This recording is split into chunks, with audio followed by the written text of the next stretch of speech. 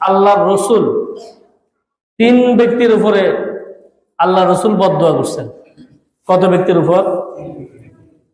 আল জিব্রাইল বদদুয়া করছেন, আল্লাহ রসুল বলছেন আমিন, আল্লাহ কবুল করো। তো হাদিস শরীফে আসছে, কাআব ইবনে উজরা রাদিয়াল্লাহু আনহু থেকে হাদিস বর্ণিত হয়েছে, রাসূলুল্লাহ সাল্লাল্লাহু আলাইহি সাল্লাম একদিন সাহাবা কেরামদেরকে আহ্বান করলেন, উহজুরুল মিম্বার, যে তোমরা সকলেই মিম্বারের সামনে সমবেত হও।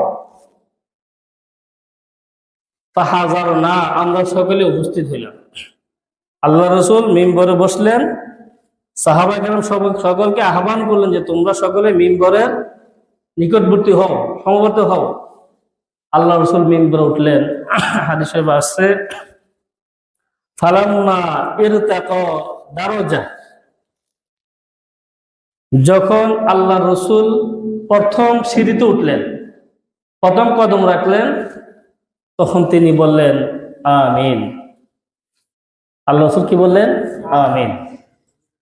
এরপর যখন দ্বিতীয় সিঁড়িতে উঠলেন, দ্বিতীয় কদম রাখলেন, ফালাম্মা ইরতাকা দারজাতা সানিয়া, যখন দ্বিতীয় কদম রাখলেন, দ্বিতীয় সিঁড়িতে পা রাখলেন, ক্বালা আমিন, আল্লাহ রসুল আবারও বললেন আমিন। ফালাম্মা ইরতাকা দারজাতা সালিসা, যখন রাসূল সাল্লাল্লাহু আলাইহি সাল্লাম তৃতীয় সিঁড়িতে পা রাখলেন, কদম রাখলেন, ক্বালা আমিন, তিনি আবারও বললেন আমিন। আল্লাহ রসুল বক্তব্য দিলেন, ফালাম্মা নাজালা, যখন তিনি মিম্বর থেকে নেমে আসলেন, সাহাবা কেরাম প্রশ্ন করলেন আল্লাহ রসুলকে, কুলনা ইয়া রাসূলুল্লাহ, সাহাবা কেরাম প্রশ্ন করলেন যে ইয়া রাসূলুল্লাহ, লাকাদ সামি'না মিনকাল ইয়াউমা শাইআন মা কুননা নাসমাউহু। ইয়া রাসূলুল্লাহ, আপনি আজকে যেমন বললেন মিম্বর ওঠার সময় তিনবার আমিন বললেন, লাকাদ সামি'না মিনকাল ইয়াউমা শাইআন মা কুননা নাসমাউহু, তার পূর্বে তো আপনাকে কখনো মিম্বরে ওঠার সময় এভাবে আমিন বলতে আমরা শুনি নাই। ইয়া রাসূলুল্লাহ, এর রহস্যটা কি? এর রহস্যটা কি? ক্বালা রাসূলুল্লাহ সাল্লাল্লাহু আলাইহি সাল্লাম, আল্লাহর হাবিব বললেন যে ইন্না জিবরাইল আরাদালি, যখন আমি প্রথম সিঁড়িতে পা রাখলাম, কদম রাখলাম, তখন জিবরাইল আলাইহিস সালাম আমার নিকট আসলেন। এসে তিনি বললেন, বাউদা মান আদরাকা রমাদান, ওই ব্যক্তি ধ্বংস হোক যে ব্যক্তি রমজান মাস পাইল, ফালাম ইউগফার লাহু, সে তার গুনাহগুলিকে মাফ করতে পারে নাই, ওই ব্যক্তি ধ্বংস হয়ে যায়। জিবরাইল দোয়া করছেন, কুলতু আমিন, এই জন্য আমি বললাম আমিন। তাহলে প্রথম বদদুয়া করছেন কাদের জন্য? যারা রমজান মাস পেয়েও নিজের গুনাহকে মাফ করাইতে পারলো না, অর্থাৎ রমজান মাস পাওয়ার পরে গুনাহ ছাড়িয়া নেকের আমল ধরিয়া সেই নেকের মাধ্যমে গুনাহকে হালকা করে দাও। তাহলে এমনও মানুষ আছে যারা রোজার আগেও নামাজ পড়তো না, রমজান মাসও দেখা গেছে নামাজ পড়ে না, মসজিদে আসেন, যে সেই আগেও যেরকম রমজান মাস আসার পরেও সেরকম আল্লাহর নবী এদের জন্য বদদুয়া করছেন। জিবরাইল যাদের জন্য ধ্বংসের বদদুয়া করছেন, আল্লাহ রাসূল ওই দোয়াতে আমিন বলে শরীক হয়েছে। তাহলে দোয়া করছেন কে? জিবরাইল আলাইহিস সালাম, মুআল্লিমুল মালায়েকা, সকল ফেরেশতাদের সরদার। আর দোয়া করছে কার কাছে? আল্লাহর কাছে। আল্লাহর কাছে দোয়া করছে মুআল্লিমুল মালায়েকা, ফেরেশতাদের সরদার, যাদের কোনো গুনাহ নাই। দোয়া কবুল হওয়ার জন্য শর্ত গুনাহ মুক্ত হওয়া। যার কোনো গুনাহ নাই এমন ব্যক্তি দোয়া করছে আল্লাহর কাছে। আর আমিনটা বলছে কে? রাসূলুল্লাহ সাল্লাল্লাহু আলাইহি ওয়াসাল্লাম। এই দোয়া কি কবুল হওয়া ছাড়া বাকি থাকবে? আল্লাহ রসুল আমিন বলছেন, জিবরাইল দোয়া করছেন কাদের জন্য? যারা রমজান মাস পাওয়ার পরেও আমল বাড়াতে পারে নাই, গুনাহকে ছাড়তে পারে নাই, এদের জন্য আল্লাহর হাবিব বদদুয়া করছেন।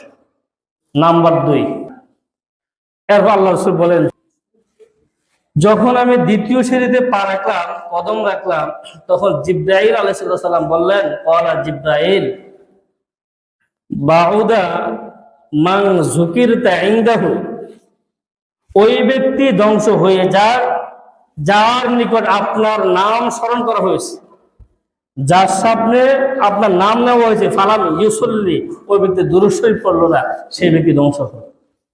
এর জন্য রাসূলুল্লাহর নাম আসলে কি বলতে হয়? সাল্লাল্লাহু আলাইহি ওয়াসাল্লাম।